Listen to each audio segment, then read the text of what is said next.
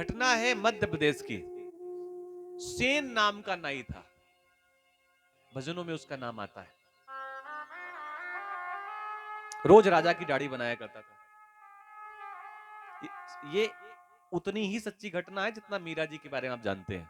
उन्हीं के गीतों में इनका नाम भी है।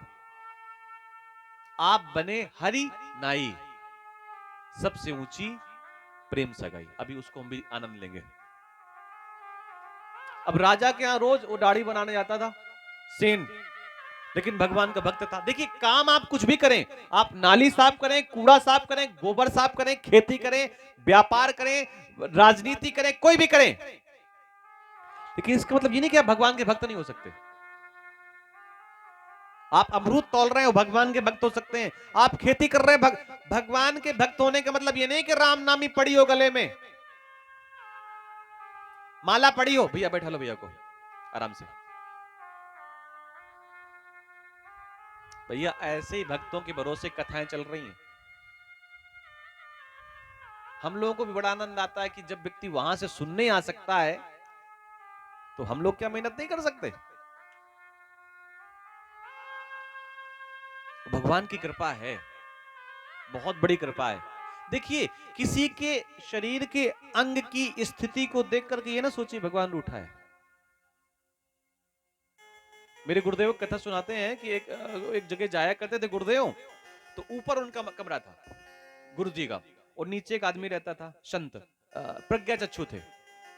प्रज्ञा चक्षु का मतलब आंखें नहीं थी, और गुरु जी का स्वभाव है धीरे धीरे चलते थे कि सीढ़ियों में से जोर की आवाज आएगी, महात्मा समाधि में बैठा होगा, दिक्कत हो जाएगी उसे। बड़े धीरे धीरे चलते थे, जूते बाल उतार करके होले होले। एक दिन गुरुजी कमरे में गए, दरवाजा खोला, तो उस प्रज्ञा चक्षु व्यक्ति ने कहा, आप आ गए? नाम लेके पुकारा। तो गुरुजी ने कहा कि तुम कैसे पहचान गए मैं आया? भाई तुमको तो दिखाई भी नहीं दे रहा। बोले तुम्हारे चलने के ढंग से पहचान गया मैं। बोले गुरुजी ने कहा कि मैं तो बहुत धीरे धीरे चलता हूं। भैया, अगर किसी कारण से व्यक्ति की आंखें नहीं है, तो परमात्मा अगर कोई चीज उसकी छीन लेता है, तो कोई चीज उसे इतनी बड़ी दे देता है जो जो अच्छे व्यक्तियों के पास नहीं होती। अगर एक बार वो स्पर्श कर लें और दोबारा फिर स्पर्श कर लें, तो पहचान जाते हैं ये स्पर्श किसका है। आप कल्पना करिए, उन्हें उन्हें कोई दिखा रहा होता रास्ता। जिसकी आंखें होती हैं वो तो बस से टकराता है, लेकिन कई कारण, कई जिसका शरीर पूरा शुद्ध ठीक नहीं होता, वो नहीं टकराता है, क्योंकि वो भगवान कहीं के उसके कान में कहता है, अब ये वाला पैर चल, अब ये वाला पैर चल। लोग कहते हैं लाठी बोलती नहीं, डंडा बोलता नहीं, सब बोलता है। भैया सुनने वाला चाहिए। अब वो रोज दाढ़ी बनाने जाता था। एक दिन उसके यहां भक्त आ गए, और भक्त आ गए तो भैया उनको भोजन कराने लगा। वो भोजन कराने लगा तो राजा ने एक दिन पहले कहा था, कल समय से आ जाना, क्योंकि कल मुझे जाना है। और दाढ़ी बना देना करके, और समय का याद रखना, मुझे समय से पहुंचना है। इधर ये सेन नाम का नाई था, इसके यहां भक्त आ गए, भक्त आ गए तो उसमें जुड़ गया उनकी भोजन प्रसादी में। और भोजन प्रसादी में जुट गया तो समय भूल गया राजा के। राजा का नाई है, किसी आम व्यक्ति का नाई थोड़ी ना है। तो राजा की बात नहीं मानेगा तो राजा तो कह देगा गर्दन उतार दो इसकी। भगवान को लगा, और ऐसे तो भक्त निपट जाएगा, भक्त के प्राण चले जाएंगे। तो उसी समय भगवान ने सेन नाई का रूप बनाया। बहुत ध्यान से कथा सुनना। भगवान ने सेन नाई का रूप बनाया और राजा के यहां पहुंच गए।